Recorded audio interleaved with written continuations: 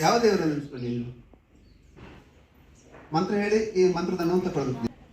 ಆತ್ರಿಕಲ್ಲ ಆ ಪ್ರಕಟ ಪ್ರಕಟ ಬೇಡ, ಆಬ್ರ ಕಡಬ್ರ ಕಡಬಡ. ಸರಿ, ಒಂದ್ಸಲ ಚೂ ಅಂತ ಹೇಳು. ಸರಿ, ಕಡಬಲ್ಲ ಉಪ್ಪಿನ ಅಂಗಡಿ.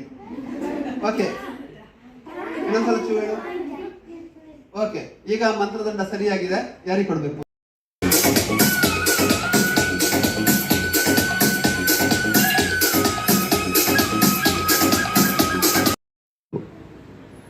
ಹಿಂದೂ ಧರ್ಮದಲ್ಲಿ ಏನಾಯಿತು ಕೇಳಿದರೆ, ಒಂದೊಂದು ವಿಷಯಕ್ಕಾಗಿ ಒಂದೊಂದು ದೇವತೆಗಳನ್ನು ನಾವು ಆರಾಧನೆ ಮಾಡಲಿಕ್ಕೆ ಆರಂಭ ಮಾಡಿದೆವು. ಉದಾಹರಣೆಗೆ, ಪಾರ್ವತಿ ಸ್ವಯಂವರ ಪೂಜೆ ಮಾಡಬೇಕು ಅಂತಾದರೆ, ಮದುವೆ ಆಗಬೇಕು ಅಂತಾದರೆ ಪಾರ್ವತಿ ಸ್ವಯಂವರ ಪೂಜೆ ಮಾಡ್ತೇವೆ. ಏನು ಮಾಡ್ತೇವೆ? ಪಾರ್ವತಿ ಸ್ವಯಂವರ ಪೂಜೆ. ಲಕ್ಷ್ಮೀ ಸ್ವಯಂವರ ಮಾಡುವುದಿಲ್ಲ. ಯಾಕೆ ಮಾಡುವುದಿಲ್ಲ? ಅಥವಾ ಸರಸ್ವತಿ ಸ್ವಯಂವರ ಮಾಡುವುದಿಲ್ಲ, ಮೀನಾಕ್ಷಿ ಕಲ್ಯಾಣ ಮಾಡುವುದಿಲ್ಲ, ಸೀತಾ ಕಲ್ಯಾಣ ಮಾಡುವುದಿಲ್ಲ. ಪಾರ್ವತಿ ಸ್ವಯಂವರವೇ ಮಾಡ್ತೇವೆ.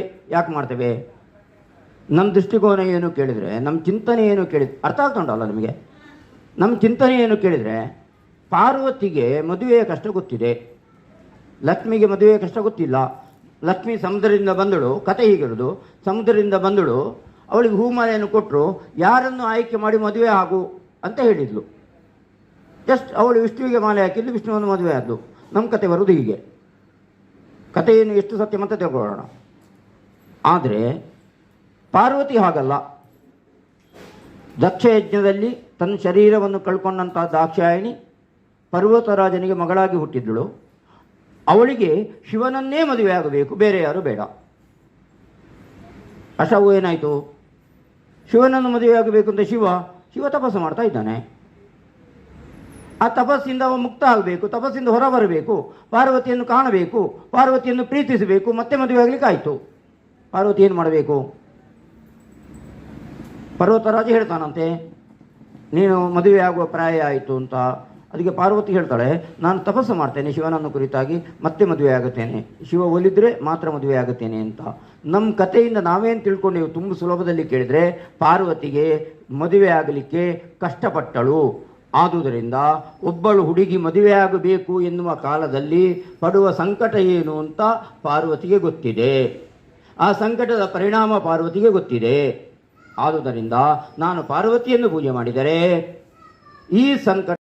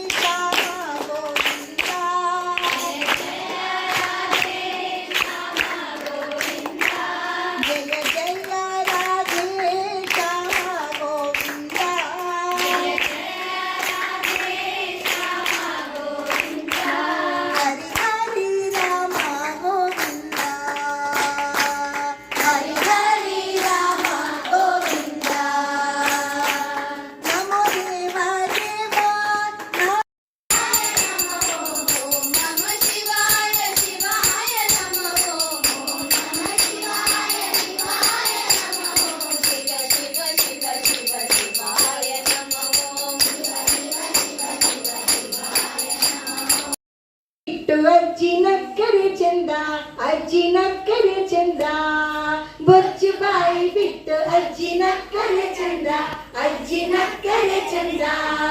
ಲುಚ್ ಎಂದು ಒಂದು ಮುತ್ತು ಕೊಟ್ಟರೆ ಚಂದ, ಮುತ್ತು ಕೊಟ್ಟರೆ ಚಂದ. ಲುಚ್ ಎಂದು ಒಂದು ಮುತ್ತು ಕೊಟ್ಟರೆ ಚಂದ, ಮುತ್ತು ಕೊಟ್ಟರೆ ಚಂದ. ಅಪ್ಪ ಅಮ್ಮ ಗದರಿದಾಗ ಅಡ್ಡ ಬರುವಳು, ಅಪ್ಪ ಅಮ್ಮ ಅಡ್ಡ ಬರುವಳು. ಪುಟ್ಟ ಕಂದಗೇನು ಗೊತ್ತು ಎಂದು ನುಡಿವಳು, ಪುಟ್ಟ ಕಂದಗೇನು. ಶರಗಳು ಅಂದ್ರೆ ಬಿಲ್ಲುಗಳು ಅಂತ, ರಾಮನ 10 ಬಿಲ್ಲುಗಳು ಅಂತ ಹೆಸರು.